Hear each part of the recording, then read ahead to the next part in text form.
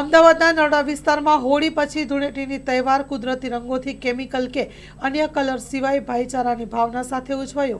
નાના મોટા યુવાન યુવતીઓ બાળકો સહિત રંગે રંગાયા હોળીના ધૂળેટીના તહેવારોમાં। Story report by Vikramsinh Zala, Naroda. देश में होली पछी धूळेटीनो तहेवार बड़ा धामधूमथी उजवाई रह्यो छे।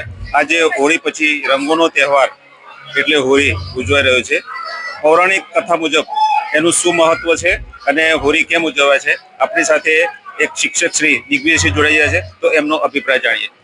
साहेब, शुं कहेवुं छे होली विषे तमारे?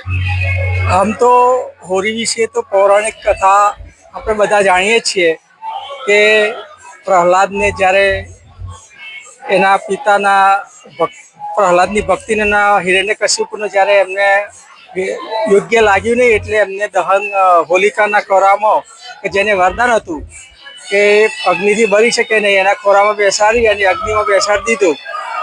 આ હોળીનું મહત્વ છે। પરંતુ હોળીના બીજા દિવસે રંગોત્સવ એટલે ધૂળેટી મનાવવામાં આવે છે। આજે આ વર્ષે આપણે બીજા દિવસે ગ્રહણ હોવાથી એના બીજા દિવસે એટલે ત્રીજા દિવસે આપણે હોળી ધૂળેટી મનાવી રહ્યા છીએ। અને ધૂળેટી એ આપણે જાણીએ છીએ કે ઉત્તર ભારતમાં કૃષ્ણનો જે જન્મ થયો હતો તે જન્મભૂમિમાં ખૂબ જ મહત્વ છે। અને કૃષ્ણ ગોપીઓ સાથે આ રંગની હોળી ખેલતા એટલે એનું ખૂબ જ ત્યાં મહત્વ છે। તેવા લઠમાર હોળી અને કેટલાય પ્રકારની હોળી ખેલવામાં આવે છે। અને લોકો શિવરાત્રી પછી હોળીની શરૂઆત કરી દે છે। અને એ ત્યાં વધારે મહત્વ હોવાથી ઉત્તર ભારતના લોકો ખાસ કરીને હોળી ઉપર પોતાના વતનમાં જવા માટે ખૂબ જ ઉત્સાહિત હોય છે। અને આપણે જાણીએ છીએ કે ટ્રેનોમાં પણ એટલી બધી ભીડ હોય છે કે રિઝર્વેશનવાળા વ્યક્તિઓને પણ ટ્રેનમાં જગ્યા મળતી નથી। આમ આ હોળી એ ફક્ત રંગોનો નહીં, પ્રેમ, વેર-ઝેર અને ભૂલીને પ્રેમ અને ભાઈચારાનો ખૂબ જ મહત્વનો તહેવાર છે અને આપણા દેશમાં ખૂબ જ ધામધૂમથી ઉજવવામાં આવે છે। ધૂળેટીની શરૂઆત ક્યાંથી થઈ? ધૂળેટીની શરૂઆત તો એ હમણાં મેં કીધું એમ વર્ષોથી જ્યારે પુરાણો વખતથી શરૂઆત થયેલી છે કે જ્યારે કૃષ્ણ ભગવાન અને ગોપીઓ એકબીજા ઉપર રંગથી હોળી ખેલતા હતા ત્યારથી એની શરૂઆત થયેલી છે।